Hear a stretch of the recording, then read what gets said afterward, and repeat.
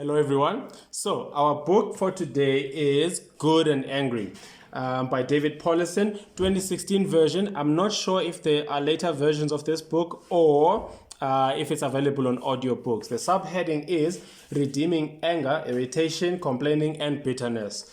It's about 243 pages of pure reading. The introduction is 6 pages long. Takes you about 10 minutes to read. Took me 13, dyslexia. Read this one without any disturbances from the kids. And also the font size is about 0.2 millimeters. So you can read it at a distance, quite comfortable. White pages, not yellow. And also the English is pretty easy. In the next section, I will break down what the introduction is about and the setup, as well as who this book is for.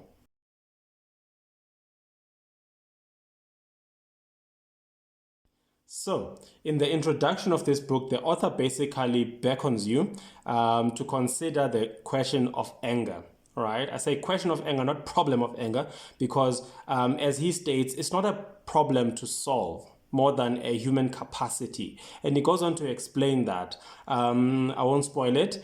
But basically, he then breaks down how the book is structured. It's broken down into 4 sections. One is personal, right? As in reviewing your own experience with anger. The second one is exploring the question of what is anger. And then the third one is about destructive anger versus constructive anger. Can anger be constructive? And then the last one is about particularly difficult cases, because there's always nuances in these things, right? But basically, that's a simplicity, opens it up with a lot of simplicity and directness, and cause you to have a pen in hand and a highlighter and highlight your favorite sections.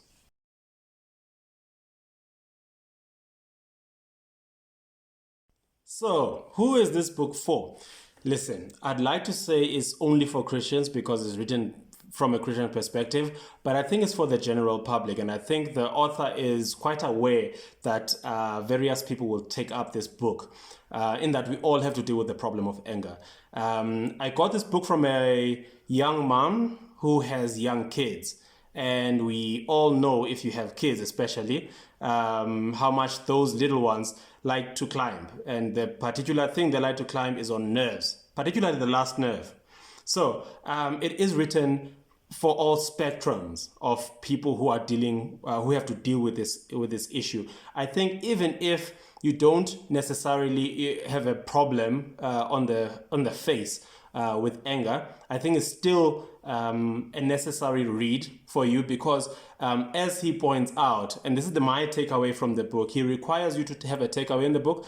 This is my takeaway from the book, that anger, and this is what I did not know, right? He says anger can be mild, veiled, buried, or intense. And how does that manifest? If it is mild, and I'm just going to extract from the book here, if it is mild, it can be hidden in frustrations, complaining, irritation, right? Sometimes it's veiled. If it is veiled, it manifests in judgmental thoughts, passive aggressions, and often it's buried as well. So it can be hidden in conscious awareness, painted over with pleasantries, what I like to call sugaring over the devil himself, right? It can also be intense in bitterness, hostility, violence, right? And that's not necessarily, he points out, that it's not necessarily a problem to solve more than a human capacity. So in this book, he's going to attempt to have you understand that, and also to be more forgiving of yourself, and also to fail right.